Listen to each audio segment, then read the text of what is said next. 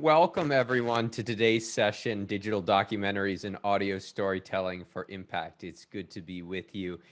And before we jump right into talking about documentaries, I do want to mention one opportunity for you.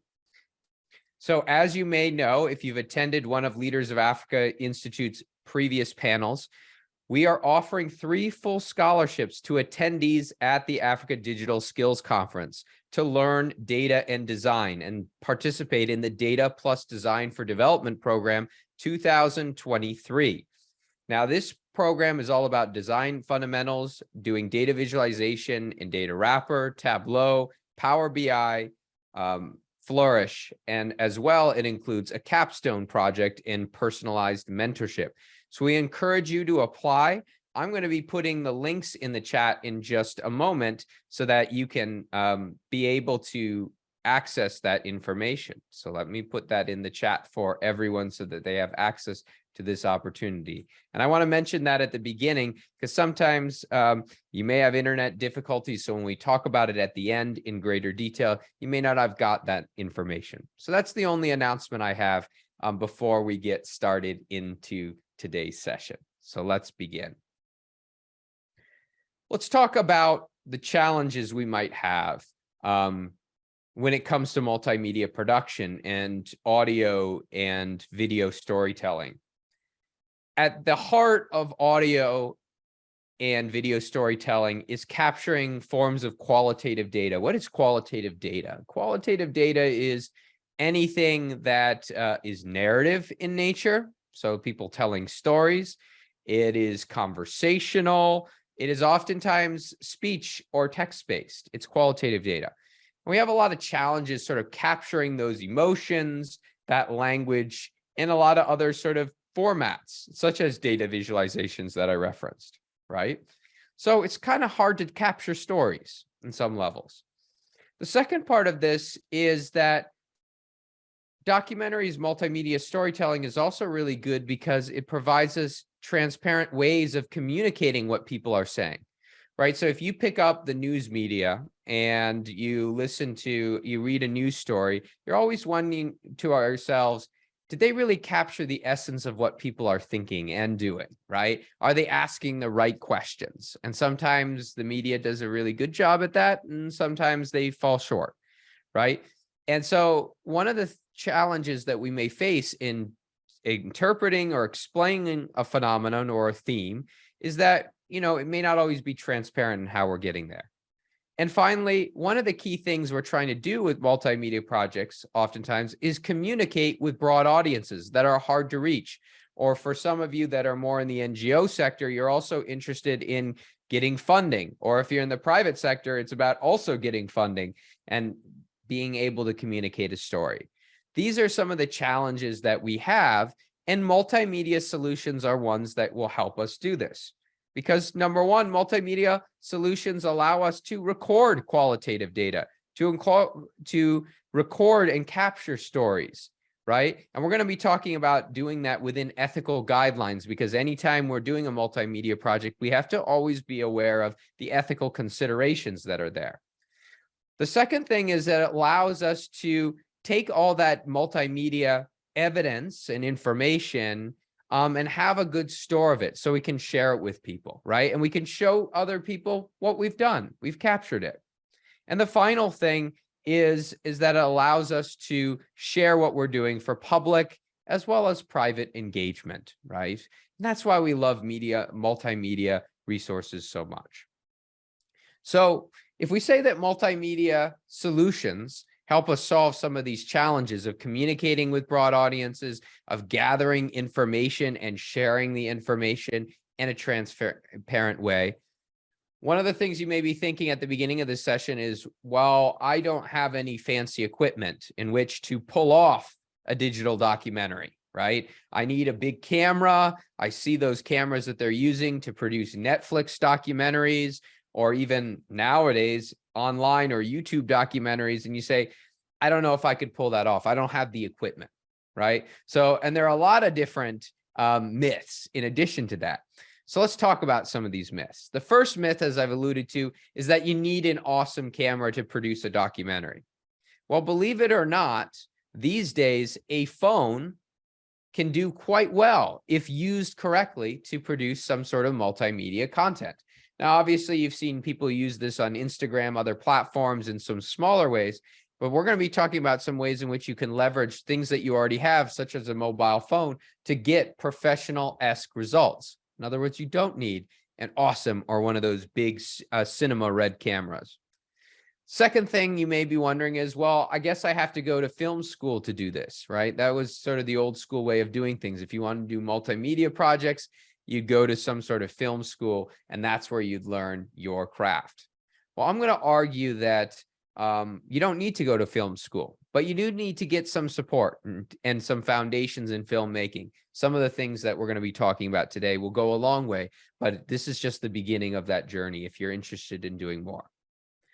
The third myth you oftentimes hear is you can just go out once you have your camera, whether it be a phone or a fancier camera, that you can just go out and begin shooting right away. Just start recording some video.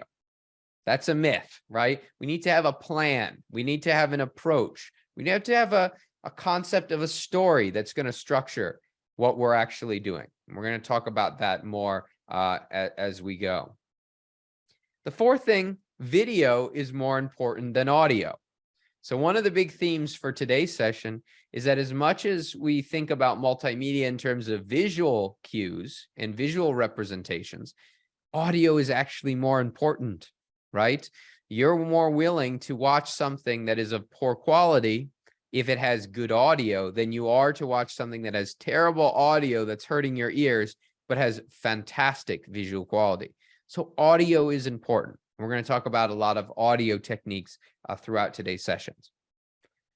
The next sort of myth that we could say that is there is that all video is interesting and engaging. So just because you shot a video and your friends watched the video because they were interested because you did it, doesn't mean that that video is going to engage a broad audience. In fact, a lot of times we're bad judges of our own content. And what we think is engaging is oftentimes not engaging to a broad public, right? So we thought that was so cool and how we did that. Then you pass it off to a broader group of people and they're like, I turned it off after the first few seconds or first few minutes if it was a longer documentary. So we have to be thinking about how we make our content, our multimedia documentaries, interesting and engaging, right? And that's takes time and planning and effort, and we're going to talk about that. And the final myth I'll share here is I do not need consent to shoot. You do. And that's where we're going to actually start today. So you need to have consent by people that you're shooting, unless you are doing something that involves deception and you're very clear about that, right? Some of you may have heard, I know some of you are in Ghana and some of you are elsewhere, but if you are in Ghana, you may have heard of the investigative journalist Anas. He's the guy that wears and occasionally is on BBC News because he's done some big documentaries and investigative work. He wears sort of a mop on his head so you can't see his face. That's his sort of his brand, if you can call it that way. And folks like him are willing to use the hidden camera approach, right? That's because they're engaging in investigative journalism. Right? That is oftentimes different than producing a documentary for broader consumption. If you're producing for broader consumption, you want to get consent. If you're doing something investigative, that's perhaps investigating something illegal going on, so drug trafficking, people trafficking of people, prostitution, things like that, then, that may be something that you want to go undercover. But obviously, if you're going undercover, you have to worry and be concerned about one's own safety. And that's a theme today. You never want to shoot a documentary where you're putting your safety at risk, right? So there are a lot of myths, and each of these are myths. And we have solutions or answers and a corrective to a lot of these myths that you hear or you may have thought of when you're thinking about creating a documentary. So let's start with the essence of things.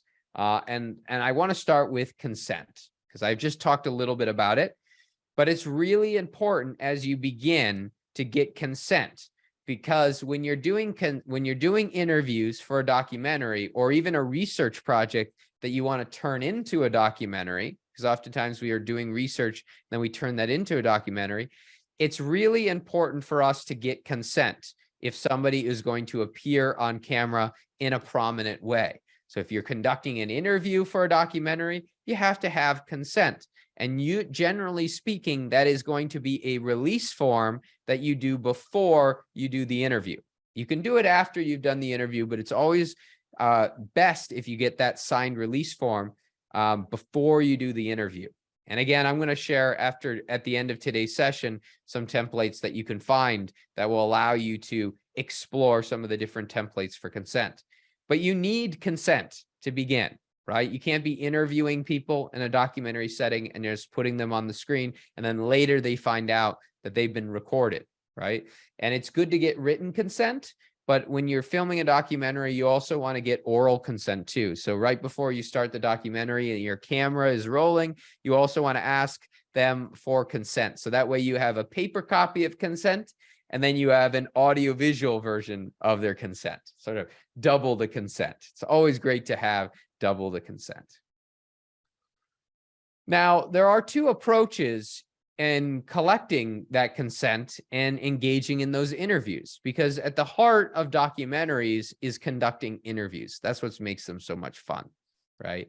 Is that you get to interact with people, ask questions, and record those conversations. Well, there are two ways in which you can kind of go about doing this or think about this.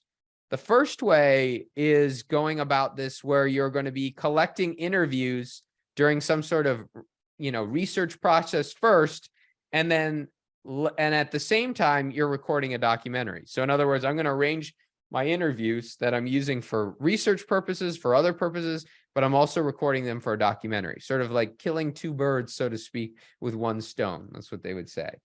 Or, and a lot of people do this, they want to conduct their research first on a subject and then thereafter do the interviews, right? So they even want to interview the respondent before to get to know who that respondent is or that person is that they want to interview, and then later interview them in a more formal documentary setting, right? So both of these approaches are key, but at the heart of both of these approaches, as you notice, is research. And that's because any documentary that you do has to be well planned and researched. You don't want to just go out there with an idea, oh, I'm investigating climate change, and I want to look at environmental degradation. Let me go run out there and start interviewing people for my documentary, start doing some shots around. That's an approach that is going to lead you in a lot of directions because you haven't done your research. You may not have researched the climate change issue in the community thoroughly. You may not have touched base with people that were in the community to understand whether those people are knowledgeable about it, whether it's worth your time to interview them for the documentary. And furthermore, just because somebody is knowledgeable or is a research participant in your project doesn't mean that they make great characters in a documentary. There are a lot of people that are interviewed for documentary, or you try to interview for a documentary where they start speaking and all of a sudden they put you to sleep. I'm sorry, we all know those people. There are some people out there that are engaging, right?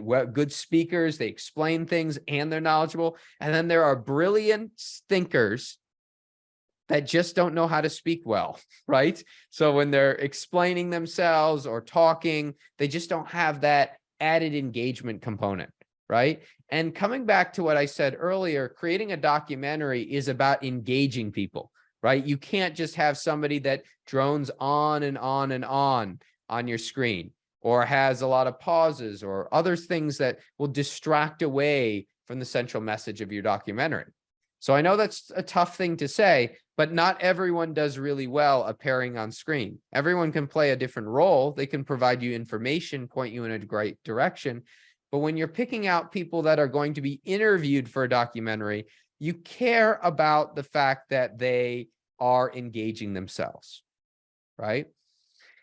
And this brings us to a critical point about documentaries. Not only do they have to be engaging, but when you're creating a documentary, you need one or a couple of central characters, right? This is something that oftentimes people get really confused about. They think when I shoot a documentary, I'm just going to simply like talk about the issue in general terms. People get really bored when you do that, right? They won't watch your content. Your friends will, and your family will, because they love you, but a broader audience may not. What you have to do is tell the human story, right? Us as humans, we connect with each other. That's what we love doing, connecting with each other, oftentimes in person, right? Or as today, connecting digitally. And I see a number of us here today. So I feel connected to you, even though we're not all in the same space, right? And I want to encourage you to engage in the chat as we're going today. If you have any questions, I'm always watching the chat because we're here together, because we care about each other. We're interested in human interaction, right? Talking about things in abstract will not resonate with a broad audience. So you're going to want to connect everything you do to people. And when you're doing that in a documentary, that's what we call selecting the central characters. We're using the word character. Oftentimes you hear the word character when you're reading a novel or a book, but we call them characters in documentary, even though they may be experts or people involved in something that we're showing. We have to connect to them, and we need only maybe 1 or 2 or 3 characters that are the focus of one documentary project. Wow, you're thinking, wow, I thought I could be, interviewing tons and tons of people, right? That's good, but we need to have central character or characters that we're following throughout that documentary, right? And that is a key piece of this, right? Is selecting our characters that are engaging, and as well, allowing them to be the central focus of our documentary. Human first, right? So that's the first thing I'm sharing here, are the key features, right? We've sort of laid out the basics there. And again, please feel free to share in the chat. Thanks, Juliet. I see that you're joining us today. It's good to see you. And as well, you can raise your hand. I have the power to unmute you, so you can actually share your voice during today's session. So feel free to raise your hand at any point if you have a question or an idea that you want to share. All right. So we have to have a central character, probably not more than 3. Right? Not more than 3 central characters, and those central characters should be people, oftentimes, in a documentary. Second thing we need a beginning, middle, and an end with a clear plan and outline for interviews, scenes, and shots. In other words, we need a story. Stories have beginning, middles, and end. You can't just talk about climate change for 15 minutes in a documentary without a beginning, a middle, and an end to the story. If it's just one set of information that continues throughout, people are not going to follow that, right? They like stories. Documentaries themselves are stories, right? And I know we're going back to something basic in storytelling. I know we learned in primary school when our teachers are trying to tell us, how do we tell a story? It needs a beginning, middle, and end. Well, a documentary also needs that as well. But it also needs, in addition to a clear story arc, as we call it, it needs a clear plan for shooting, an outline, a list of interviews and scenes and shots that we're going to do for our documentary, right? We have to be good planners. You can't just go out there and shoot. We also need quality production with a camera and good audio work, which we're going to talk about in a moment. And then finally, we have to edit our story thoroughly through show over tell, right? In other words, we may have documentaries with narration. I'm sure some of you have heard documentaries with narration. But other documentaries have no narration. They just have the interviews there, a little bit of music, some sound effects here and there, and that's what they use to tell the story, right? So these are sort of the 4 things that you're going to need to master to have an effective documentary film, and one that people are going to interact with and be interested and engaged in. All right. I'm going to pause here for just a second. I know some of us are coming in. I see some are having connection challenges. And I want to share, since we've sort of reviewed some of the basics of documentary, now we're going to go deep into some of these different key features. I want us to open up that chat, right? I want today to be a little bit interactive today. And I want you to open up your chat if you can, and share with us one documentary that you felt was interesting, right? And you can tell us a little bit about the theme. So in the chat, open it up, or if you want to raise your hand and share your voice, let us know. So tell us one documentary that you've watched that you felt was really interesting that you loved. And if you don't have a documentary that's your favorite, that's okay. Feel free to put that in the chat. I don't have a favorite, but I like many. Because one of the things, as you're putting that in the chat right now, one of the beautiful things about the fact that there are so many documentaries is it allows us to kind of brainstorm some great ideas for filming our documentaries as well. So let's share those in the chat if we can. Let me give it just a couple of seconds for that. And if you can't remember the name of the documentary, just tell us what the theme was or who the main character was, right? Because we have to have that theme, that main character is the central focus of any documentary project.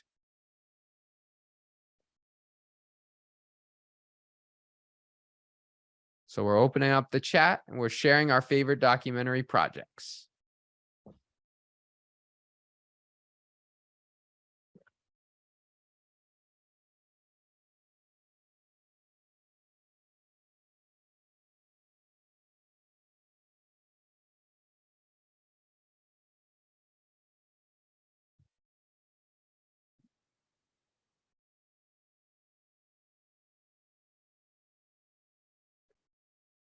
I'm not seeing anything in there yet.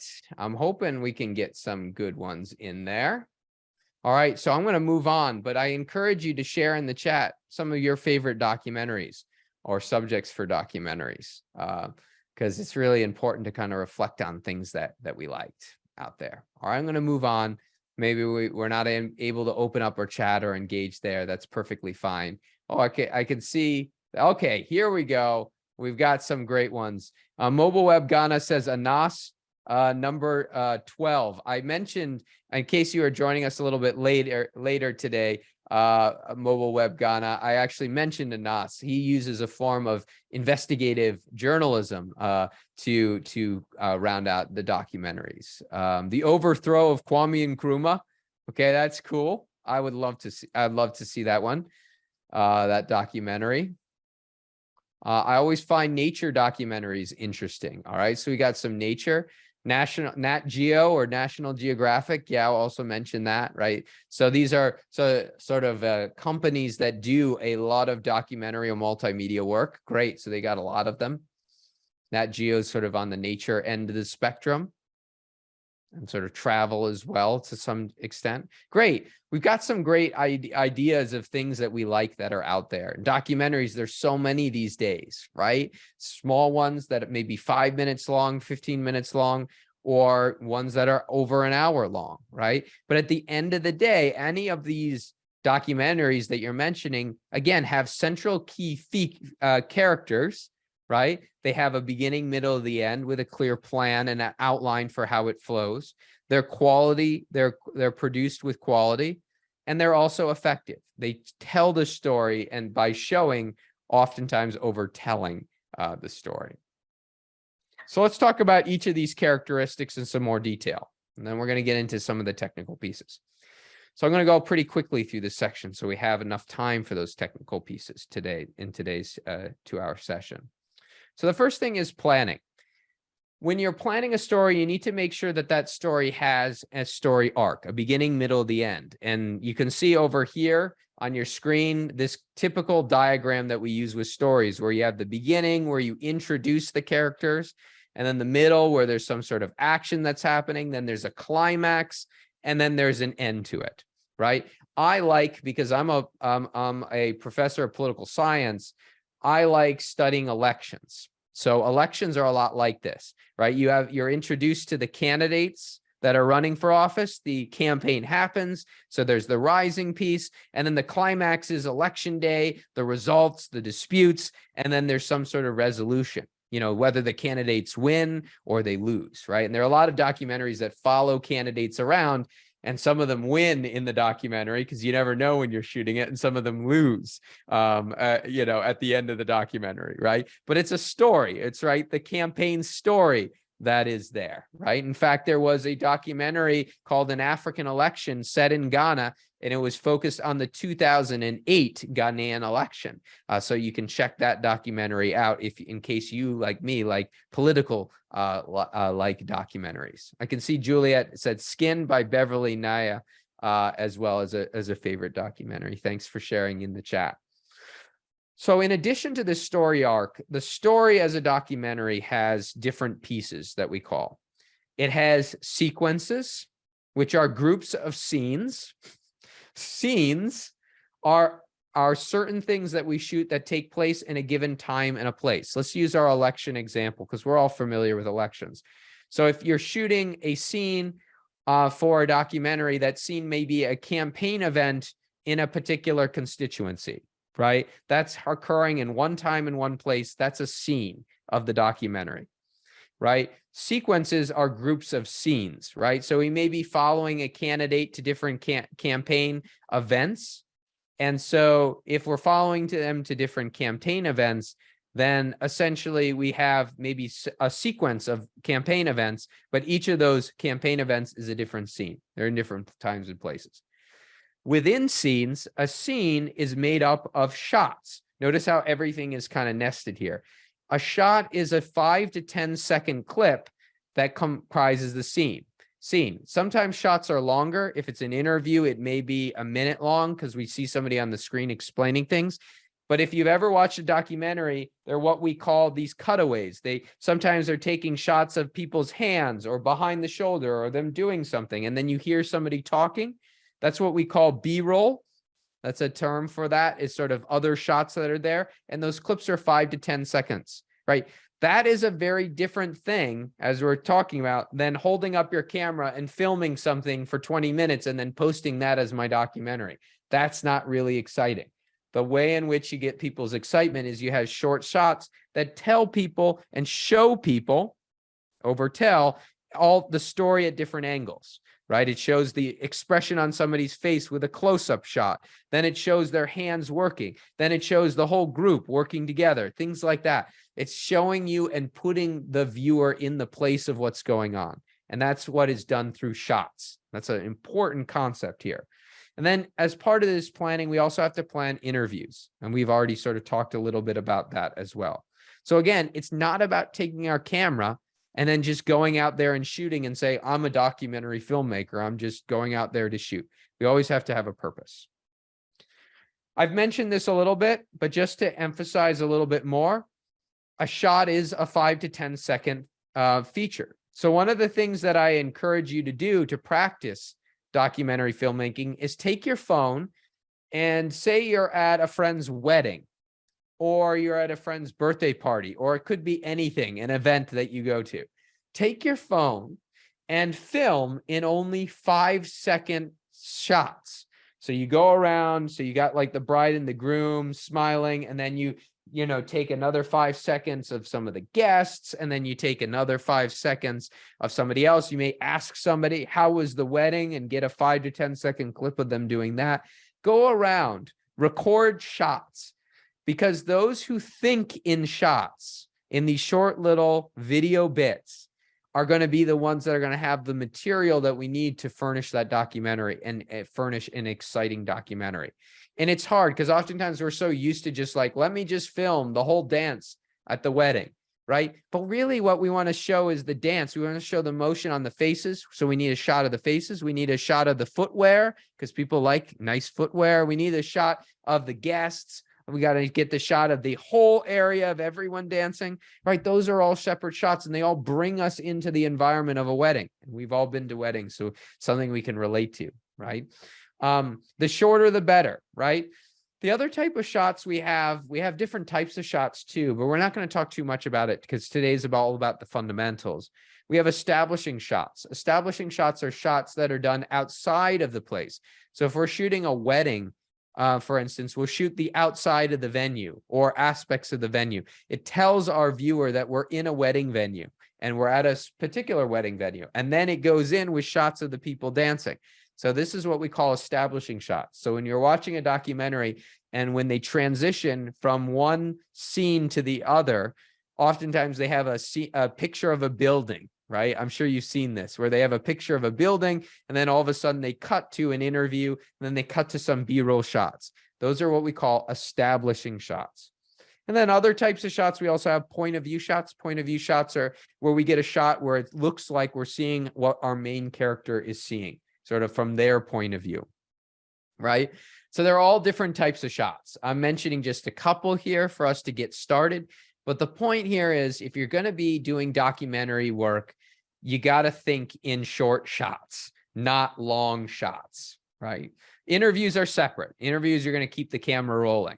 But for shots or B-roll, you need a lot of these small little clips. We're going to take a look at some of them that I have from Ghana. So you're going to have a lot of fun today, because I'm going to be showing you some shots from a recent trip. I was in Ghana just in August of this year, and I was actually doing some shots around town. So so for those of you who are Ghanaian, you're going to be able to recognize some of these shots in a bit. You're going to see what I mean. Now, we can't just shoot our shots anyway. We have to shoot our shots with some specifications in mind, because quality audio and video is key to documentary storytelling. One of the suggestions I have is to shoot in the highest resolution possible. If you can, you have the ability to store it on your phone or a bigger camera like this. I'll pull out the camera here. I'm going to be doing a little bit of show and tell in our Leaders of Africa studio here. So this is what we call a mirrorless camera here. These are very popular. In fact, you can shoot a documentary on one of these, or you can even get cinema cameras as well. Some people like shooting on these because they're a lot more easier to go handheld, to really dive into things rather than a big camera or big rigs. I'll take a look at rigs in a moment and share some of those.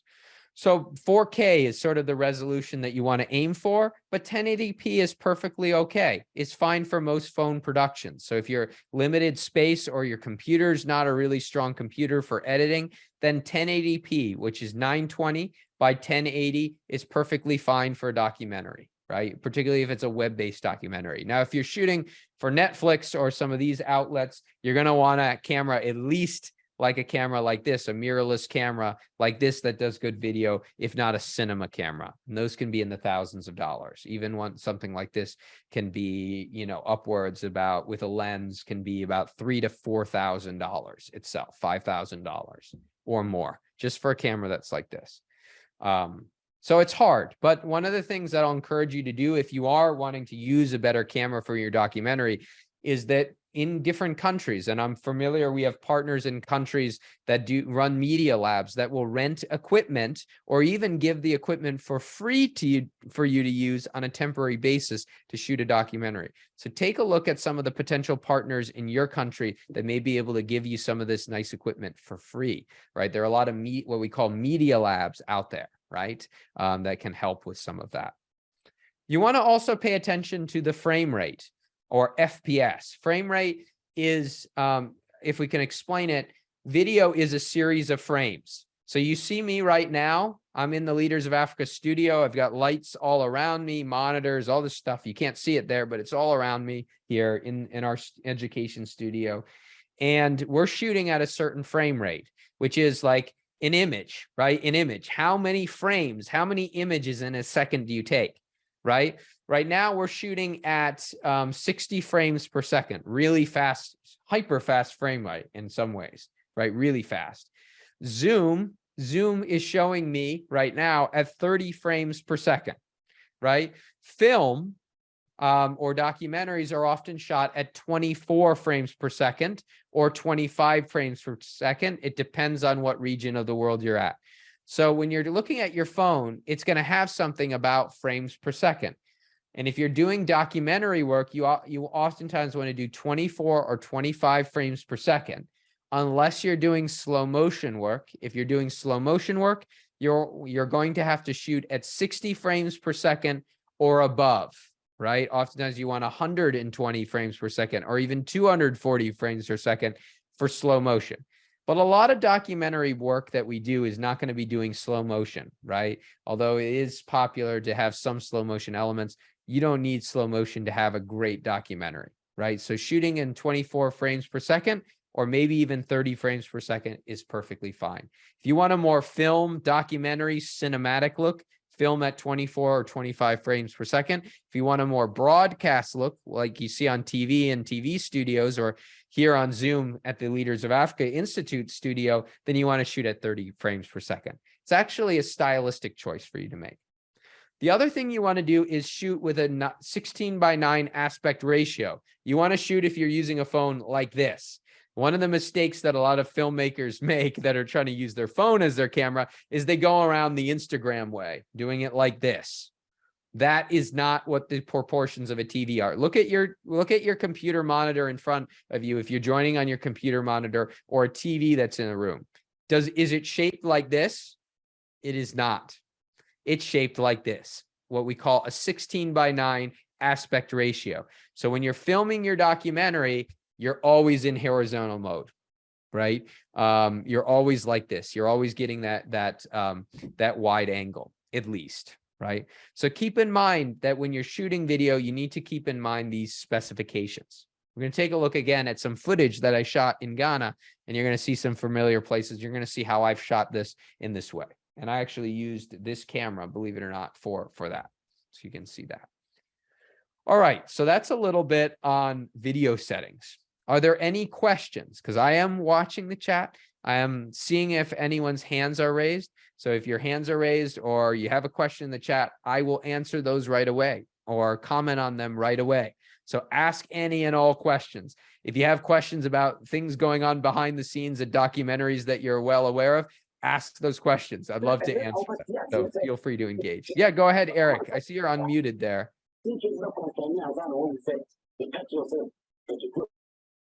Okay, I think that was by mistake. No worries. Feel free to raise your hand again. I can unmute you or ask you to unmute yourself if you have questions. So these are some basic concepts. So again, starting at the beginning of today's session, I mentioned you don't need a fancy multi-$1,000 camera to shoot a documentary, particularly if it's for web-based. You can use your phone, but you have to be very careful to get those settings on your phone right. And there's always something more you can do. All right, interviews. Documentaries are about a central character, as I mentioned, and oftentimes they involve interviews. There are some techniques that you may not know about doing an interview that you got to keep in mind. And this, again, is a basic film studies 101 when it comes to interviews. You want to be able to clearly view your character, and notice how I'm shot in Zoom. Do you see me in Zoom right here? Because we're in a studio and because we do documentary work as well, you'll see that my eyes are right here on this sort of third line. If we draw like thirds, 1/3 here, 1/3 here, my eyes are on the third line, and there's just a little bit of what we call headroom here, right? I am framed perfectly, but I'm framed looking straight at you, because that's what we do in Zoom. We look straight at you because I'm looking at you, I'm teaching, and I'm engaging with you. But in an interview, what you're shooting for a documentary and setting up for it, you want to use people using what we call the rule of thirds. So notice that both of these images that you see on your screen here are shot with the eye of the respondent, kind of in the corner. Of the corner of this grid. This is a third grid. In fact, your phone can turn on this grid. So if you look at this grid right here, I'm going to try and get the cursor here, the spotlight here. Great. So our phones can draw these lines. In fact, my phone always has these lines on there because it allows me to frame up my shot. And I want the corner of the eye of my respondent not to be in the middle. This is a mistake people make, is they put their respondent in the middle. Although I'm going to show you a clip for our demonstration in the editing software with somebody in the middle. But you want them in the corner. You want their eye in the corner, and you do not want them looking at the camera unless the purpose of your documentary is to have somebody speak to the audience directly. You want them looking slightly off camera. So I'm going to position myself in the studio the way I would do an interview. It would be like this. The camera is here. It's facing forward. So it's getting me sort of on my side. And the interviewer who's interviewing me is right next to the camera. And I'm looking at the interviewer, pretending there's somebody right next to our camera here in the studio. And I'm talking like that, right? I'm framed up properly. Notice how many documentaries, you don't see people like this leaning forward, talking right in the camera. They're in the thirds. They're following the rule of thirds. and then they're talking like this because somebody is interviewing them, right? That style is what you want to go for an interview. All right. How many of you have heard of the rule of thirds before today? I'm curious. Just say yes or no in the chat. Yes, if you've heard of this rule of thirds, or no, if you've never heard of this concept. Because I know it's also around in photography as well. And they also have other standards for things as well. Curious to know. No. All right. A lot of us have never heard of the rule of thirds.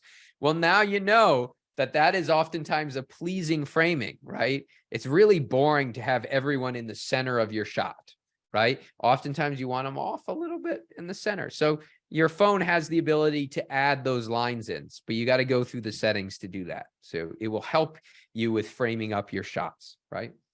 The next thing is we want to talk about audio. If I use this camera to shoot, it has a microphone that's on camera. But if you've ever used an on-camera microphone on your phone or something, you have to be very, very, very, very close to somebody to pick up good audio, or else it sounds really distant or it sounds really hollow, right? Obviously, you're hearing me right now through this nice microphone here in the studio because we're in the studio. It sounds very close and present because I'm using a professional mic and I'm talking into the mic very closely. But when we use our camera, we're going to be far away. And it's going to be a microphone that's going to be picking up everything in the room. So if somebody's behind the camera and they bump something, chances are it's going to be picked up, right? So we need to think about using other tools for collecting audio, because as I said, audio is more important than video. People are willing to watch a documentary that has good audio and somewhat bad video, but they are not willing to watch something that has good video and then hurts their ears, or they can't hear, or it's frustrating to hear.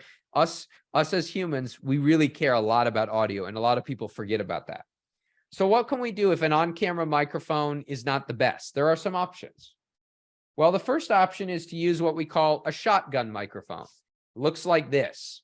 And you'll see them, sometimes they hold them up on poles and they boom them. Often when the times you're doing interviews, they take these, if you've seen interview sets, and they put them out of frame. So here's in frame. They put them out of frame and they point them down to the person's mouth. Or they attach them on a camera, like so, and they go around. And I'm sure some of you have seen this. These are what we call shotgun microphones. This is a very, very small one with a windscreen. This is a teeny one. Whereas in the Leaders of Africa studio, we got really long ones that are used for more documentary work. This one's for what we call run and gun shooting, really sort of smaller productions, right? They allow it to focus your audio gathering in sort of like a beam. So imagine this is like a lightsaber or a beam. It allows you to focus where you're getting the audio. So it's going to block off a lot of the audio coming off to the sides, and it's going to make somebody who's speaking to you sound like they're really close and present. And that's what you want, right? So that's one form of microphone you might want to consider. Another form of microphone are these. These are the small sets, but we have bigger ones, more professional ones that we use for things. But this is what, if I'm going to travel, this is what I'm going to use. These are what we call lavalier mics. These are these microphones that clip on to people that you see all the time when people are giving presentations. And this one is one that has a transmitter and then a receiver that goes into the camera. So you're able to take audio right from their chest and from close by to get into your camera. And it's going to sound really good. Now, this one's a small one. This is by Rode, but there are also very big ones. And big ones are going to cost a lot of money, the nice wireless ones, maybe $600 plus US, right? So it gets very expensive in equipment. But the key is, if you can pick up a small shotgun microphone, or even if you don't need a wireless one, you can get a small little lavalier mic like this. It's going to always improve your audio, right? In fact, what you can do if you want to make a sort of a simple recording piece is you can take one mobile phone for the video and then take a second mobile phone where you plug in a lavalier mic and just put it in the interviewee's pocket, and then record it here, and then you'll be able to sync up the audio from that other phone into post. So that's how you do it, by just paying maybe $15, $20 for one of these, without having to pay for expensive equipment. So it's possible to do documentary work, you know, on a budget. You just got to be really creative.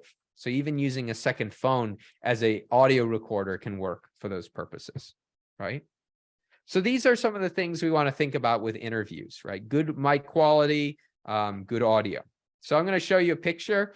This is a picture of me filming with this camera, actually, in this case, because this was my travel pack when I was traveling some weeks ago. I was in Kenya. I was at the African Union for meetings, and I was also in Ghana for meetings as well over a period of about 6 to 7 weeks. And right here, you can see a gentleman. His name is Agri. He is a scholar at our Leaders of Africa Institute. He's in not the data and design program, but he was in the research methods and social innovations program. So I was conducting a little nice interview while I was there because I enjoy doing these interviews. So you can see that he is using a lav mic, a clip-on mic. The camera is there, and you see how the camera is facing, you know, that direction, and I am off camera. And you can also see I'm wearing an earpiece there as well to listen and to monitor the audio to make sure, because audio is more important than video, that my audio is sounding good and there's no background noise that's getting away of the audio recording, right? This was a little setup there, a simple setup that we did for an interview. So in addition to filming sit-down interviews, there are a lot of different platforms now that you can use to do remote interviews, because maybe you can't travel to interview everyone in your documentary. And here at the Leaders of Africa Institute, when we're doing a lot of multimedia productions, we have a lot of tools that we use for that. One of them is Riverside. Another one is CleanFeed. Another one could be even Zoom. Zoom allows for some element of recording. Let me see. So obviously, a lot of us know this already. Let me go into settings of Zoom. I don't know if you're going to see the settings here of Zoom when I share my screen, but I'm gonna try and do something here. Can people see the settings of Zoom? Because sometimes Zoom actually blocks its own self out. Do you see them here? Okay, you do. Great. Excellent. All right. So if you go right here to recording, you'll see record a separate audio file for each participant, right? You see this button right here, click this. Click this. This allows you, after you're recording a meeting, to get audio from each participant individually. Many of you may not have known that you can do that, but there's a little setting right here as well. If you go to audio here, you can also use original sound. Original sound allows you to get high fidelity work as well as stereo quality sound from Zoom. But you had to go right here. See this audio profile, and if you turn off noise cancellation, oftentimes that's the best, because noise cancellation adds a little bit of muffling, that kind of Zoom sound that goes there, right? So you can go into Zoom and you can toggle this to get a more optimized sound. And you can see we've done that here because we use this account or our accounts at Zoom for some of this documentary work, right? So 2 settings here: record a separate audio file for each participant. So it gives you an audio track for each person. And then so you can do some editing person by person, which recording separate tracks is a key thing to do, which I'll come to in a moment. And then you also have this optimized for sound here piece in Zoom. So a little cool fact about Zoom. I'm going to pull up Riverside here, because Riverside adds another dimension to this. And here at the Leaders of Africa Institute, we actually use Riverside for our multimedia work because it's slightly more advanced than Zoom. You're going to get a little bit more results from it. And here's what Riverside is. It's riverside.fm. It is a paid platform, so you do have to pay a certain amount a month for it. And basically, it allows you to record people's audio and video in this time as separate tracks. So Zoom will record all your video together, but this allows you to record everyone's video separately. In addition to that, it allows everyone to record their own video and audio in their own computer at their own location, and then send the video and audio after the interview. Why might we do this? We may do this because our internet quality may not be good. If my internet quality is good, but yours is bad, it's going to cut out. The video's quality is going to go down, and then the audio quality is going to come in and out. We're going to have all these problems. But if we use a double ender record mechanism, which allows the viewer to record themselves on their own computer with their own mics while video conferencing, and I record myself on my own computer and mics, then we both upload our video and audio after or during the interview, then all of a sudden I get quality interview as if it was recorded in that person's own place. I'm not even relying on the video conferencing to deliver the audio and the video. It's like a localized recording. And in journalism, they call this a double ender or a double recording of an interview, and it allows you to get the ultimate results when you're recording. And so for Leaders of Africa, for the things that we do, we want like the extreme results of quality. And we know that since we're involved in doing all of our works in African countries, which vary in terms of connectivity. Some have 4G, some have just 3G, some of them have 4G, but it's not great of 4G. We have to be cognizant of ways in which we get that quality, even in those, what we call tough environments, right? So a cool thing, you can enter the studio here.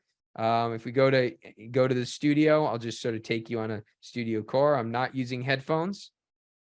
It's going to allow me to join. You can see me and people will join up, and I can shoot in this in 1080p, right? I can shoot all the way up to HD in this, whereas Zoom is only going to allow you in video to 720p quality for video. And then it allows me all these settings on these kind of cool features. So check out Riverside. It's out there. And Clean Feed has some of the best audio quality, although it doesn't allow you to use video, right? So it's audio only. So if you're doing podcasts, Clean Feed is fantastic. I love Clean Feed for that. So let me close down this. Let me close up that. So these are some platforms that you can use for doing remote interviews. So maybe you're not able to frame people up in the way that I said, but you can still conduct interviews. And I've talked about double enders. That's where everyone records themselves in their own location, and then later they get brought together, right? We do that here at the Institute as much as possible. Another theme of documentary filmmaking that is oftentimes people talk about is narration, right? That you have to have a narrator. And sometimes you have a narrator for a documentary, but sometimes you don't. So if any of you have watched the Africa Eye documentaries, I can remember the one Sex for Grades. If you've watched that one, tell me in the chat if you've seen that one or no if you haven't. But it was all about how professors are taking sexual favors, oftentimes of female students for grades. And they there was a famous professor at the University of Ghana. His name was Jiampo. He led one of these centers at the University of Ghana. And he came under fire for the fact that he was kind of caught a little bit kind of soliciting students, right? And it became a big issue in a conversation in the country, as well as other countries that were touched, right? That was an Africa Eye documentary. And there are these investigative documentaries that oftentimes work with local journalists to produce them. Now, that documentary and many of the African Eye have a narrator who tells you that. And oftentimes one of those documentaries, actually the narrator is part of the actual documentary. So like they're a participant, right? So they're like telling you what they're doing. And they're like, and next I went to the university, or next I did this, or next I did that. That's where the narration is part of participant who's part of the documentary. So they're both filmmaker and participant. Other narration is they're not a participant, they're just narrating, but you don't have to have narration. That's a stylistic choice that you can do. In fact, oftentimes it's better not to have a narrator because it allows you to have your documentary show through imagery or through your interviews rather than tell and explain everything, right? You want to communicate effectively in that way. All right. Great. So I've talked a lot about what goes into a documentary. We've shared some techniques for recording and doing interviews, but there's so many other things. There's lighting issues, right? And I know there are a lot of challenges with lighting. Right now in the studio, you see how I'm lit up here? Right now, I've got multiple lights that are in front of me coming at different angles that are helping illuminate me. I have a background that's a set, right? This is all a set. And then I have lights that are shooting up from behind, right? So this is what you're seeing right here is not all a fake background. It's not a green screen. It's a real, it's one of our small studios that is here, right? But it's all about effective lighting, and you can see me really well, right? Think about a lot of Zoom meetings you go to and you can't even see the person because there's a light right in back and a window and behind them, and they're all a silhouette, right? And unless you want a silhouette to protect somebody's unanimity, then you obviously want to make sure you have good lighting. So there's so much more to learn about this, but today we're just getting into some of this material and sort of getting the foundations for ourselves, getting started. But are there any questions up to this point? Because I'm going to get into editing and looking at some clips as well in just a moment.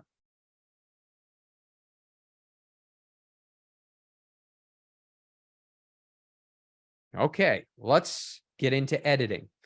So let's imagine we've done a great job getting our shots. We have our we have our plan, and we've gotten our shots, our sequences. We had everything planned. We got all the film we needed. We've done our interviews in a way that we can hear our person being interviewed. So we've done a great job on audio. We did a great job on video. The last stage of this is what we call post-production or editing. And in documentaries, we oftentimes start with a lot more footage than we actually use in a documentary. I think the ratio for a documentary, we have like a 30-to-1 ratio between the material that we recorded in terms of time and then the amount of material we actually use in a documentary. So you might shoot 30 hours of material and only use 30 minutes of that. That's like I believe a 60-to-1 ratio. Right? So that means we got a lot of footage we're dealing with. So we got to take that footage, we need to log it, and we need to understand it and view it, right? And one of the things I want to impress upon you in getting started in documentary filmmaking is think about recording a lot of footage, right? Say at a wedding or an event that you attend, think in shots, as I talked about. Then try and take that story that you were trying to do and edit it into something that is as short as you can get it. So maybe you can tell a wedding story in 2 minutes, right? You show a few shots of the dancing, all these things, or maybe even a minute you can tell that story, right? And that's what good editors do. They practice taking a lot of footage, simplifying it, and telling an engaging story. Because again, it's not so exciting just to have a rolling, 1 minute footage of the same people dancing, right? You want to see all aspects of the acts of the dancing at the wedding, right? That was my example. In case some of you are joining us later, that was my earlier example of how we think in shots in our documentary. After you've reviewed the footage, which I'm going to show and demonstrate in a moment, then you get into a program, a program that we call a nonlinear editor, which is called an NLE for short. And there are a lot of them out there. There are some that are paid, like Adobe Premiere Pro. I'm going to be using that today because that's what we generally use here. It's one of the top platforms for editing. But there are other ones that are out there for free. DaVinci, Final Cut is not, but DaVinci Resolve is free. It's a big, heavy program, though. So if your computers are not strong, and I strongly suggest having at least, an i5 processor on your computer. If not, you should probably have an i7 computer for processing if you're using Intel. And ideally, you have a separate graphics card as well, because video editing at high resolutions is very demanding on your computer. This computer that we're using in the studio is used for a studio piece. That's because we have all these video and other elements coming in to create today's experience for today's session. It's a computer that has a lot of these different features all built in, so it allows us to do that. So you have to make sure that the video editing platform will work on your computer, and as well that you're working with footage that will work in that. So Resolve is a heavy program, but it's free. So I also strongly suggest Shotcut. Shotcut is a very light program. In other words, it's going to work on a computer that may not have all those specifications, but it has a lot of great features and it's free. So let me pull down this. pull up Shotcut here. This is the website. It's a free, open source, and cross-platform editor. So it will work on your Windows machine. It will work on your Mac machine. I think it may even work on Linux. I'm not sure. But it's a great platform. And look at how cool it is. It's an all video editing platform that can get you started if you don't want to spend the money and you're afraid your computer is not going to hold or be able to function under the weight of some of these other softwares. So the other thing I want to mention about editing before we look at some clips is the difference between non-destructive and destructive editing. You want to use non-destructive editing. Non-destructive editing simply means that when you're adding footage, that when you're manipulating or using or editing the video, that when you're applying effects, so you're enhancing the audio or you're cutting the video, that you're doing so in a way that preserves the original file. Because when you're in a video editing program that is non-destructive, that means that everything you're doing on the video platform is not changing your files. It's simply applying effects to the audio and video that you have. Whereas destructive editing, whether it's audio or video, is when you're placing edits or you're changing things, you're actually changing the original file. And the problem with that is that if you want to go back in time and say, oh no, I cut that file or I edited the audio in a way I don't like anymore. Unfortunately, if it's destructive editing, you can't go back to that original footage because you've saved over it oftentimes, or unless you've saved different versions of that. And oftentimes it's always good to keep an original version of your audio and your video aside from your editing software, even if it's non-destructive, so that you have a backup copy in case something becomes corrupted. Always back up, right? And when you have footage, you oftentimes want to share it, store that footage on multiple external hard drives, stored in a safe place, right? Be very careful of your footage, particularly if you spend and invested a lot of time and oftentimes money into collecting it. I'm not going to talk too much about storage, but if you want to talk about that, I could talk all day about that. So let's talk about some preparations for editing. You want to organize all of your assets. I'm going to show you an example here in a moment of how most filmmakers do that and how I do that as well. The second thing is you want to watch all of your footage. Get an understanding for what you got. Take notes about your footage. What jumps out to you? So oftentimes you shoot, you want to take notes. That gives you some exposure. And then oftentimes for interviews, you may want to use an automatic translator like otter.ai or other softwares that are out there that will help you get an automatic transcription. Sorry, not translation, transcription. And you can also manually transcribe your interviews as well. This helps you know what was said in the interview, because you have to take that interview that may be 30 minutes long and you have to find the right sound bites for that video production. And that is hard if you don't have a transcript.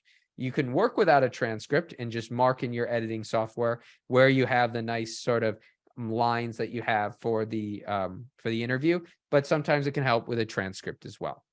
And if you're doing this documentary and involving it in some sort of research that I mentioned at the outset, that some of you are doing documentaries alongside research, this is one of the things that you may want to think about. And the final thing you want to do is import your footage into the software. So let's take a look at some of this. And I'm going to change my microphone here in Zoom because we know in the studio there's some effects. So hopefully you can hear me now, still on my microphone. Let me know if you cannot hear me in the chat. So hopefully you can hear me. I'm going to stop the screen share because I need to hopefully share my audio, because I want you to also hear the audio in the video of these clips. So let me pull up.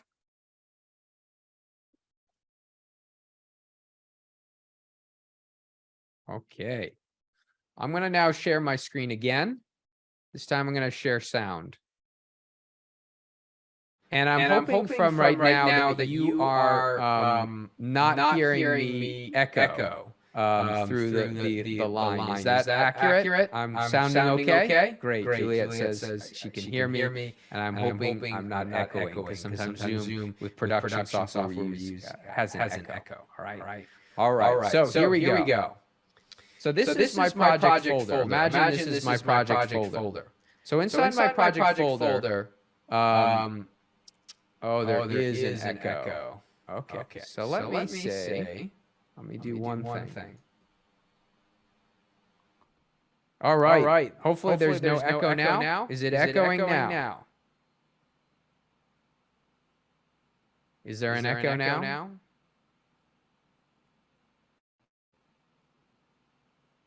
Okay. Solve the echo. Okay.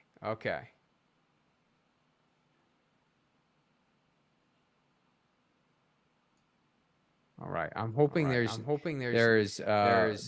echo that is coming through. 'Cause I think I've turned off all the sounds. Hold on one second.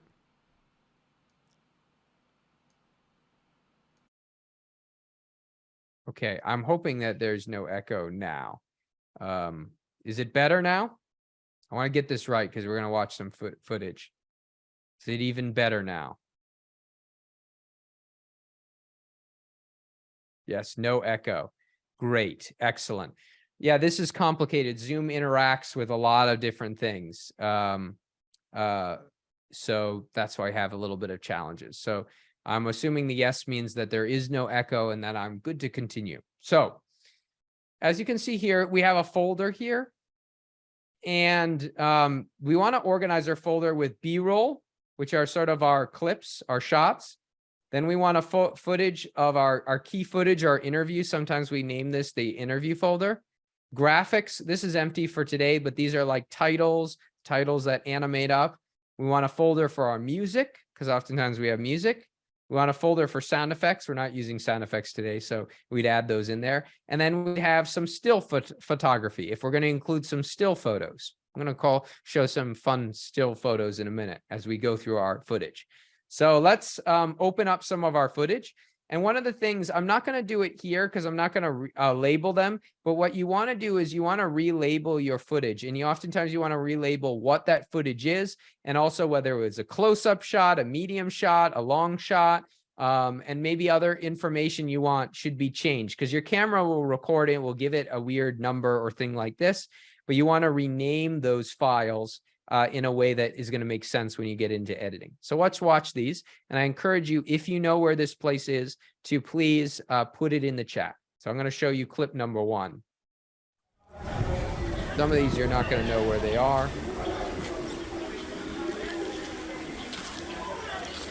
So there we go. So this is a school. And it's not playing very nicely. It's not cooperating very nicely for now. Go. So there's a school. All right, some of these places will be a little bit more familiar.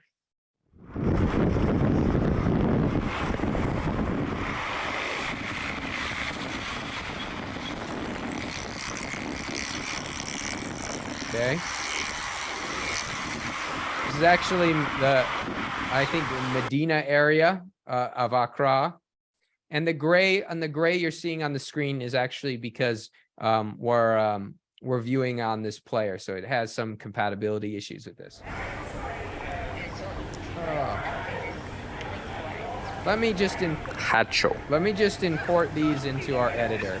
It is not playing well with everything in production. So let me open up Premiere Pro, and that's going to allow us to watch these without any issues. But the key thing is when you're logging the footage, you want to watch all of it and you want to add and change the name. But I'm going to go right into our editor right here because I want you to be able to view this footage in a way that you do it. So I'm going to boot up Premiere Pro, but we can also, if we want to use Shotcut looks like this. I'm going to boot this up at the same time as well.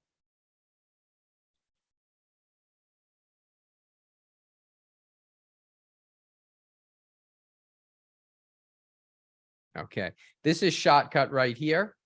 So this is the software I recommend if you're interested. It's free, open source, and it's very light. It works really well on computers. So I'm going to create a new project in Premiere Pro, and I'll say demo video. And I want to save that video in the folder area that I have all my information. So I want to create it there. So I'm going to create this. and everything is going to be very, very laggy. And the reason for that is that Zoom interacts with a lot of different softwares, particularly softwares that are heavy, have a lot of heft to them. So I'm going to bring in some of these different clips here. Let's see, I'll bring in this one, bring in this one, bring in this one, bring in this one. So tell me if you know where these are. All right, I'm going to play this on the source monitor here. So you should see this little thing right here. There we go. Does anyone know where that is? Or what monument or place is this? Share in the chat. There you go. It's the Baum Library, right? So there's the Baum Library, one side of the Baum Library on University of Ghana's campus, right? So this is a good shot. It's an establishing shot, right, of location here. All right. Let's go to another one. This one's actually, you can just tell me whether you know it, but you can actually see it here on the screen. Let me actually put this in full screen mode. There we go. Let's go here. There we go. This is a shot that has a pan. Notice how it's panning across. Hacho. So there you go. Yeah. That's also University of Ghana. That one's more obvious because it actually shows that. All right, let me go. Let me go to another one. Where is this? These ones are pretty obvious though. So you can see, you can recognize this for some of you.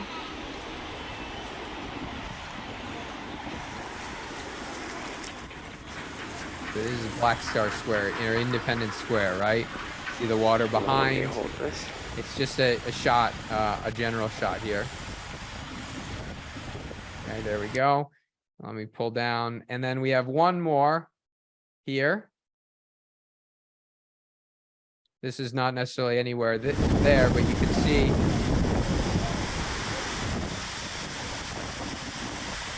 part of a monument on the sea. Does anyone know where this is?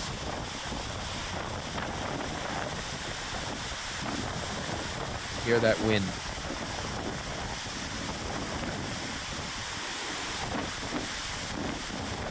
This is sort of the Osu area of Accra, right? So these are all fine clips, right? These are what we would say are B-roll. Stop that. These are B-roll. These are shots that are going to be able to be used in different ways to tell the story of place and time, right? And they're about, you know, some of these are 30 seconds long. Some of them are more like 10 seconds long. They're different shots that we can use to interlace, right? So we want to log all of them. If we are going through this footage, we log it. Now let's go into here and let's bring in this, which is in our footage folder, right? We want to keep all of our folders organized. This is an interview here. I'm going to pull it into my timeline here. This is an interview with one of our first scholars at the Leaders of Africa Institute from some years ago. I think that was 2018, 19, thereabouts. And this is James Kweshi Korshi. And you can see him here.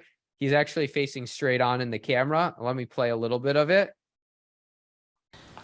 The classroom that the students sit in for lessons. So we're supposed to meet the headmaster of the school then. So I went to the school and the head was not around. I went quite early. So we go there and then the students were there. Then the classroom that the students sit into to learn. Goats were sleeping in the classroom. So it was as if they actually shared a classroom with the goats. So the students take it in the daytime, and in the evening, the goats take over. It's interesting, and I don't know. Sometimes I wish that we have some of these things. It's not to shame the country or anything, but I mean the reality on the ground, and I was so ashamed. I mean, I was so ashamed. I mean, we were there to work, and it's interesting seeing some of these things.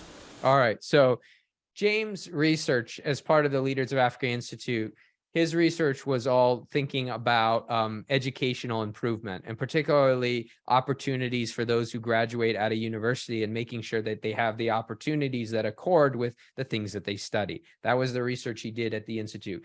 This little clip here is him talking about work that he's been doing in schools in the education sector and some of the major gaps he was seeing. Right. In this clip, he's obviously talking about a story about goats in the classroom. Right. You heard that.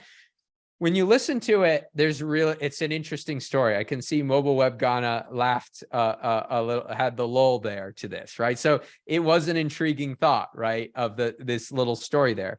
But there's a lot of parts of this that are kind of, not so exciting how it was delivered, right? So it's our job when we're editing to shorten things up, right? And what we do, and some of the main tools of editing, is we begin to cut things, right? So if we let's go to the part where he told the story here. Let's see here. But then the classroom that the students sit into. So we'll want to make a cut here. This is the cutting tool here. We're not going to do a lot with learning how to edit. I really encourage you to kind of play around with it. It's important to get all the basics done first, but I'm going to edit here. I'm going to see where it starts. Quite early. So we go there and then the student. All right. So we'll start with this. I'm going to zoom in here. And what I'm looking for is the audio frame here to line it up. So we go there. So I'm going to start here. So we go there and then the students were there. Then the classroom that the students sit into to learn. Goats were sleeping in the classroom. So it was as if they actually shared a classroom with the goats. So, all right. So that is a great clip, right? Everything else you said was really good. But if we're piecing this together, perhaps we want to just keep this. And this is non-destructive. I'm not deleting or cutting my clip. I'm simply editing here, right? So you'll watch the final clip of this. So we go there and then the students were there. Then the classroom that the students sit into to learn. Goats were sleeping in the classroom. So it was as if they actually shared a classroom with the goats. All right. So we have this beautiful phrase, right? It's cool, right? That's 12 seconds. We may have started off with a 1 minute, but we've got the essence of what James is trying to communicate in just a few seconds by editing it down. Sometimes you're going to have to make other edits in there. So let me go here. Let me get a little bit more fine grained with this. To learn. So maybe I don't like that pause because he had a long pause and I want to shorten it up. Not unnaturally, but to add a little bit of shortness. Goats were sleeping in the classroom. Okay. So it was as if they actually shared a classroom. All right, let's go here. Goats. I'm going to move my playhead here. That's what this is called, the playhead. And I'm going to squeeze this right here down. And I'm going to go all the way up. I'm going to, oops, I overlapped. There's a big lag in the editing software, given that we're on Zoom at the same time. So now let's play it back and you'll notice something. So we go there and then the students were there. Then the classroom that the students sit into to learn. Goats were sleeping in the classroom. So it was as if they actually shared a classroom with the goats. All right. We've now gotten it down to, and then the students were there. Under 12 seconds, right? We've shortened up the pause. We added that sort of continuation to this piece, right? In just a few edits, right? Some clips. And we got still the same essence of what James is communicating as part of this interview. Now, the thing that you'll see, if we could see this well, is something we call a jump cut. It's a time, and you've seen this online where somebody cuts the video and then all of a sudden they jump. It's they jump. It's because they cut the audio, so the audio sounds well and it flows, but the video cannot be cut. Because when you cut the video, you have these slight different positions when you're speaking, so it looks like you jump. And I'm sure you've all seen these. Those are what we call jump cuts. That's where some of our shots will come in, right? So for instance, let's just pretend, let's bring in that school. And this is a school that was in Medina that people were complaining about because it doesn't have a roof. and the roof is dangerous. Students are learning, but they don't have a roof and it could fall in at any moment. So it's an issue with the community, right? And he's talking about poor school quality. So let me bring in this, right? And we're going to take a look at how this looks.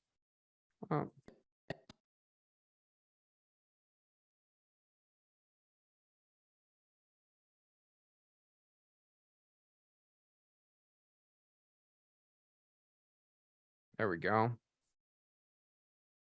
Have to turn on the video track to make sure that it will land there. All right.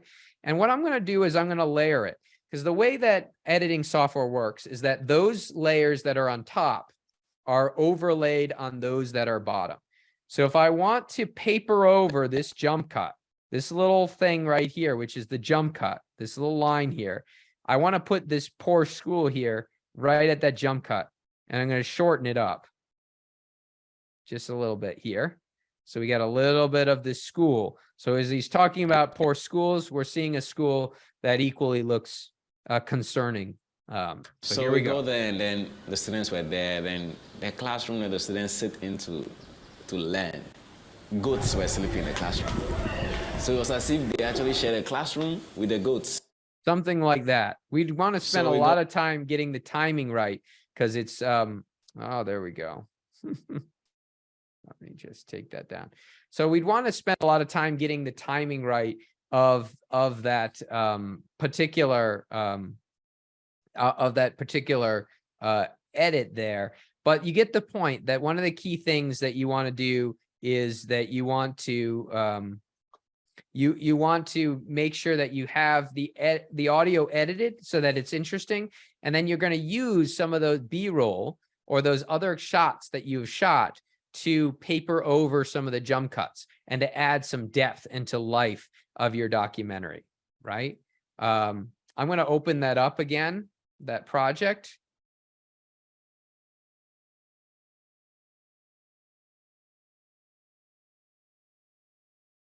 And you can see Premiere Pro is really yelling at me quite a lot because, you know, it's not liking that you are using Zoom at the same time as using everything else. So we're back into Zoom. So I want to show you another thing you may want to do is add some music. I'm going to add some music, and I wish I could go back to that recording, but I can't. So I'm going to just put James back on the timeline here, unedited. And I'm also going to add in some music. I'm going to play a little bit of we can add some Starboy here. Let's play. Hopefully some of you know this tune. That's cool on the beat. So you can have some instrumentals. I have other music here. Some of you may recognize that first song. This is just sort of a background noise. Let's take, because we like the flavor of this music. Let me put that behind it. Here, I'm going to add that music to the timeline, and it's going to go under here. And we're going to have to lower the level of the music because you want to have the music be underneath the listener. Yeah, I could have captured that moment. Yeah. You can hear the music there. I went to school. You can hear that music that goes underneath. There's a lot you can do with that. I'm also going to show you that you can also add still photos. So I've got a few still photos here that we have. This is the top of the Black Star Monument. And the reason this photo was taken is if you notice the disrepair of this national monument here, right? There's the incomplete disrepair. And it was very intriguing that it was such an important monument, right? Kwame, and one of you mentioned you were really interested in Kwame Nkrumah and sort of documentaries related to Kwame Nkrumah, right? This is sort of like a symbol of independence, right? And it was kind of interesting here. And here's the monument here. So we've had some still photos. Here's another one. This is from McCullough Market. And this one's down in Osu here. And I have to show this one since Mobile Web Ghana is our host for this wonderful conference. This is myself with the Mobile Web Ghana team as well. So there's Linda and Florence in their space in Accra as well. So I had to add that piece. So we have photos, and we can use photos in our editing in the same way that we would the video. So we can add them into the video software. I'm just dragging here. There are other ways of importing. And then we can simply add them to our timeline. And they can be used. So if we go here, we got a video, we got a picture here. It's kind of zoomed out, so I'm going to have to scale this out so that it fits my aspect ratio. And that's the nice thing about video editing, is that you're able to move things around. Let's take this lovely picture here. We're just going to have music going on behind. You can see it's zoomed in. It's because it was shot in a different camera, different aspect ratio. Just using the scale button here. Every software has different ways of scaling, but you can scale and frame the picture in the way that you like. There we go. That's nice, right? And so if we play this back, we're just going to see pictures in the music, right? And then we can shorten this up to the amount of time. And if we go here, the picture is on top of the video. So it's going to be overlaid on the video with the audio playing in the background. We were supposed to meet the headmaster of the school then. So I went to the school and the head was not around. I went quite early. So we go there, and then the students were there. Then the classroom and the students sit into, edit that so that it's to learn. Shorter. Goats were sleeping in the classroom. So it was as if they actually shared a classroom. All right, so on and so forth, right? So editing takes time. It takes practice, right? But again, I want to encourage you to experiment with different editing. But at the beginning of this whole process is underlying it is an organized setup where you have your clips, your B-roll footage, your footage of your interviews or your key footage that you'll be using for your documentary, graphics, so titles or other things that you may end, motion graphics, for instance, music, sound effects, if in case you are using sound effects, and then still photography, right? And you can actually get these softwares to have it so it zooms in over time. Let me see if I can add a slight zoom to this picture now. So I'm going to add a keyframe here, scale this here, and then I'm going to go here and I'm going to zoom in and scale down to our faces. There we go. All right, so let's play this back. Really easy. I'm adding what we call keyframes, which is an editing technique to make things move. Watch this. And there you go. You know that effect where you got a zoom in? I'm just saying at this first frame, have a wide shot of this picture, and then over time, you can see over here, over time, make it zoom into a closer shot and reposition it. That's all I'm doing. And we got the music in the background, which I've lowered so that it plays underneath. Now, in a documentary, you probably don't want music playing throughout your video because you want to make sure that we can see and we can hear. And music sometimes is helpful and sets the mood, but sometimes music and too much of it can be very distracting. Like, for instance, playing Starboy underneath an interview about an educational disparity in the country would be fairly distracting, right? Doesn't set the proper mood, right? All right, so there are a lot of different things we can do. Let me adjust my microphones here and reset that.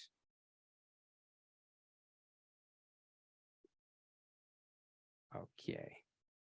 So again, there are a lot of things that we can do. I'm going to put on our screen one little small documentary. This came from a professor in the United Kingdom who is doing work on the Al-Montaransi system. It's a sort of a religious social fabric system in northern Nigeria for the most part. and she did a documentary. I'm going to play a little bit. And this is actually what we call a docudrama. So there was acting involved in this. So people are like recreating certain situations. So let's play a little bit of this. It has subtitles here so you can understand. So you see there's a shot here of the road. Another shot of the road. I'm going to commentate over it. A little bit too long of a shot, but it's good. Tunanin almajirai da matsalolinsu. Daga cikin almajirai aka zaɓi mutum uku a makaranta uku. Here. Got some fades. There's a shot. There's another shot. There's another shot. So these are all establishing shots. Here comes in one of the central characters of the documentary.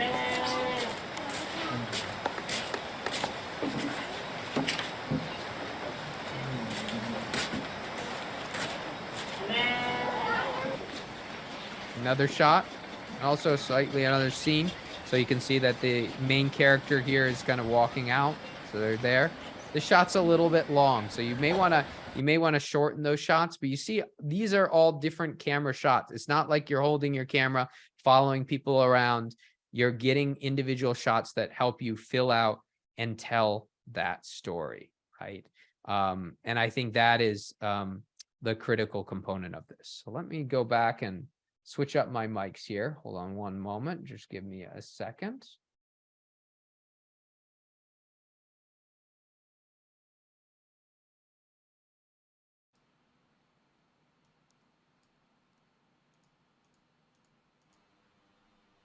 And I'm going to take that down and I'm going to stop sharing my sound. Okay. Great. Excellent. So let's end today's session because I know this has been a lot of material and hopefully it's got you thinking about ideas. I'm going to ask you for those ideas as we conclude here. But the big question we would say to ourselves after today is to doc or not doc. How likely are you to transform your work or your idea into a short documentary? Why or why not?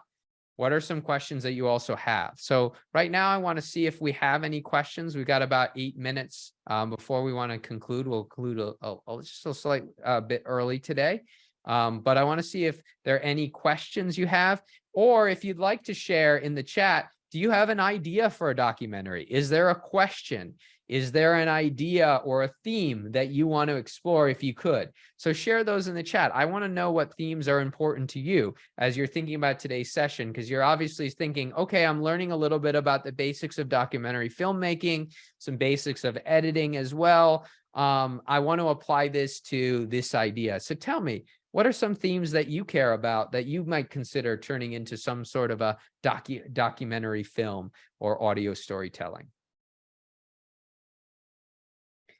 Yes, you may use your phone as a way of documenting, particularly if it's on a higher quality phone. Those higher quality phones have really good cameras. People have shot entire movies on iPhones these days. Obviously, it may not air on BBC because there's or Netflix because they require some camera specs for those platforms. But you can actually do great work if you're shooting on 4K in a phone like this. This is in a Galaxy S series phone. The camera is really good. And again, it's not all about equipment. It's about the story that you want to tell and how you do that story. There have been great filmmakers who have done a lot with very little. And I want to encourage you to think that way, right? This is sort of like a basic starting point. And again, picking up a lavalier mic, picking up some good mics will be something that can really help your phone documentary go a long way. But don't be discouraged. A phone can be a really great tool for this. So absolutely, you can truly do that. And I'm part of a lot of groups and organizations that we discuss using phones and how phones are really transforming this space. Any other questions, concerns? How long will it take? A lifetime. It takes a long time.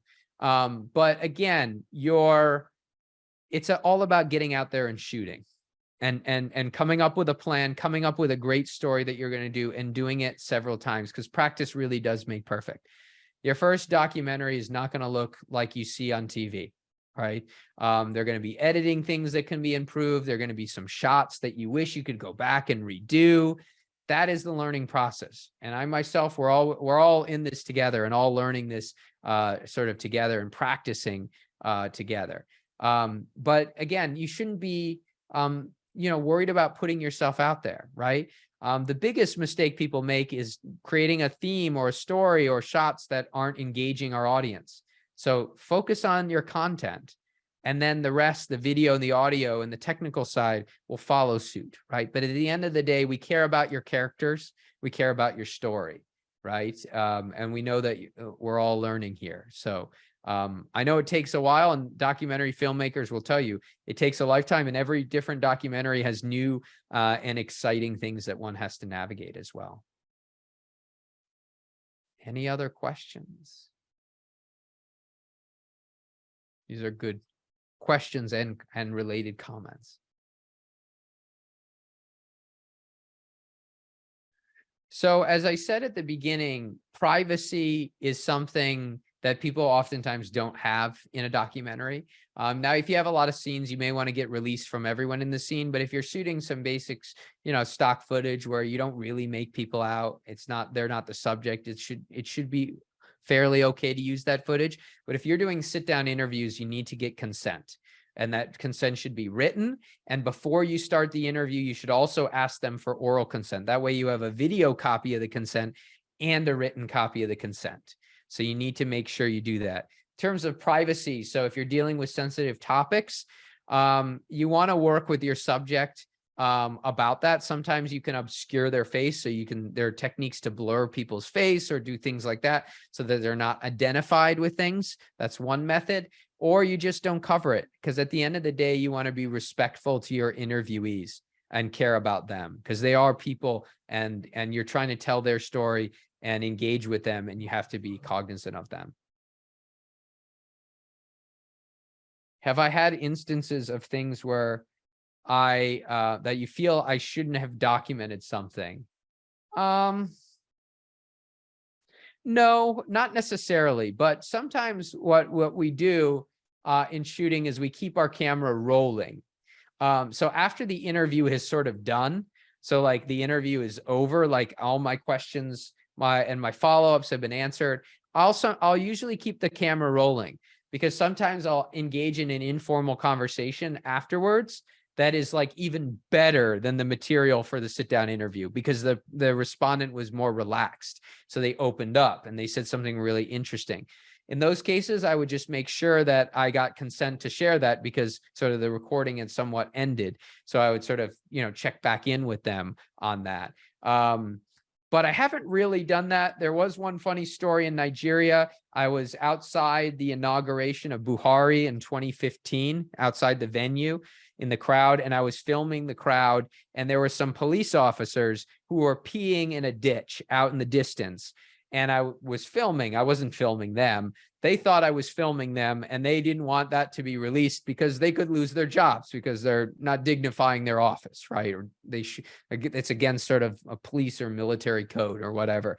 So they came up to me and they started bullying me to delete that footage, right? And then I showed them the footage, and they realized they weren't even in it, right? So you do have those situations. I do a lot of work on sort of politically sensitive subjects.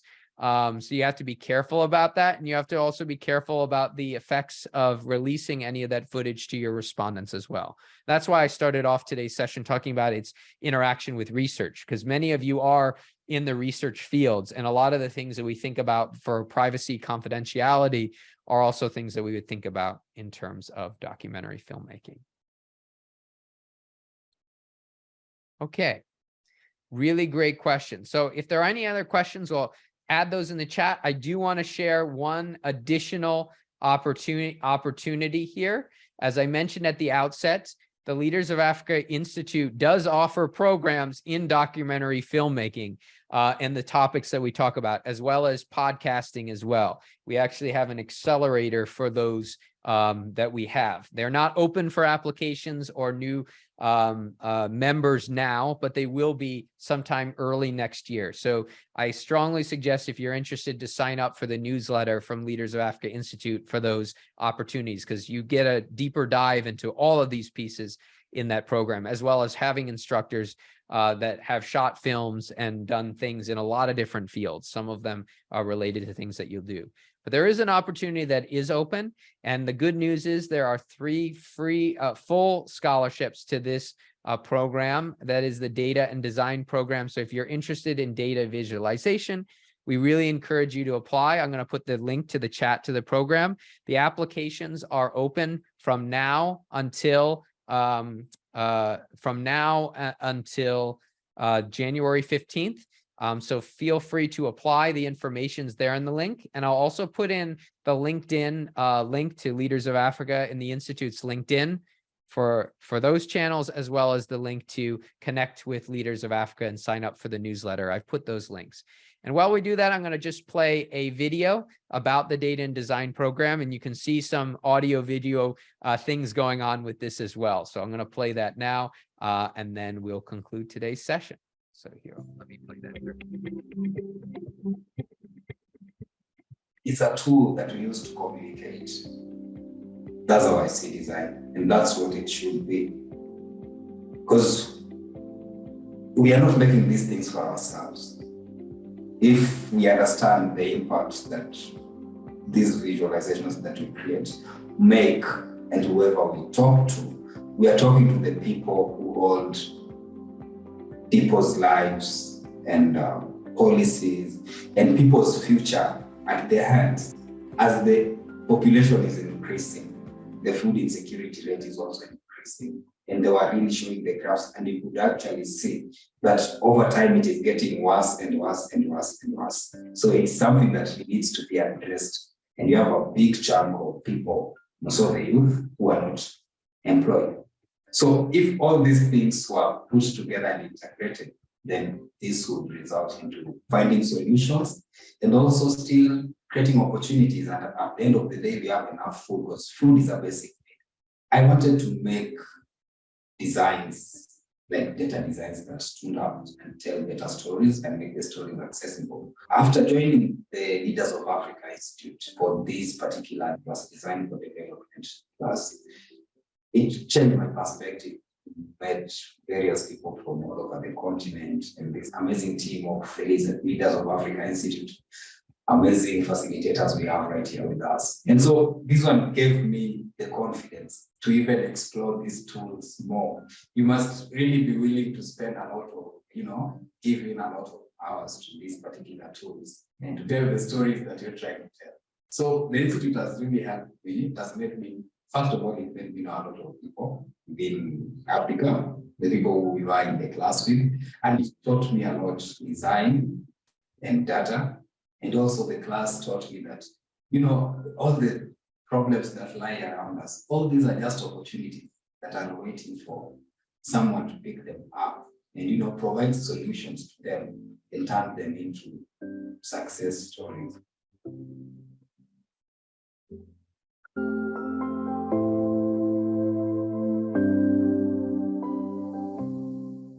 And you can see in that video production, there is music below. There's an interview. The interview is cut. You see the overlapping clips, the stock footage. You also see some motion graphics going on in that video as well. And then you hear the music sort of rise at the end to finish it off on that right beat, right? So everything we talked about today in terms of the video production is kind of encapsulated just a little bit in that short video for the data and design program, which I encourage you to apply to. Again, it is open for applications now, and you may apply. I'm going to put that link in the chat one last time in case you just joined. And with that, I also want to thank Mobile Web Ghana for all the hard work that they put into this conference. This conference could not have taken place with all of the hard work that they've put into this conference. And as you saw from those pictures, we visited Mobile Web Ghana just a few weeks ago, and we were really great at the Leaders of Africa Institute to have that really important relationship with them, because Mobile Web Ghana is at the forefront of public advocacy, of digital skills education, as well as sort of helping us bring to bear some of the key digital solutions to some of the great challenges that we have today. And documentaries is one way to do it. Data visualization is another way to do it, but there are so many different ways to do it. So not only apply these skills to the things that will help us in advance our own career, but I encourage you to apply these great skills that we're learning to advance our societies, our countries, and make our world a better place, because that's what we're doing, why we're doing what we're doing. So with that, I want to thank you for your time. Take care, and feel free to reach out to me if you have any questions. I'll leave my email in the chat box. So take care and have a lovely rest of your day. Bye-bye.